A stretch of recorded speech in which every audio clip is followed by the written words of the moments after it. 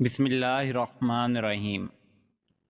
رسول اللہ صلی اللہ علیہ وآلہ وسلم نے فرمایا، اسلام کی بنیاد 5 چیزوں پر قائم کی گئی ہے۔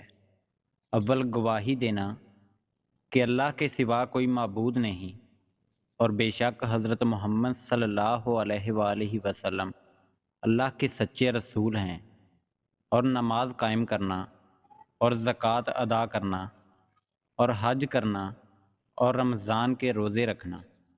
صحیح بخاری حدیث نمبر 8۔ آپ صلی اللہ علیہ وآلہ وسلم نے فرمایا کہ ایمان کی 60 سے کچھ اوپر شاخیں ہیں، اور حیا شرم بھی ایمان کی ایک شاخ ہے۔ صحیح بخاری حدیث نمبر 9۔ آپ صلی اللہ علیہ وآلہ وسلم نے فرمایا، مسلمان وہ ہے جس کی زبان اور ہاتھ سے مسلمان بچے رہیں، اور مہاجر وہ ہے جو ان کاموں کو چھوڑ دے جن سے اللہ نے منع فرمایا۔ صحیح بخاری حدیث نمبر 10۔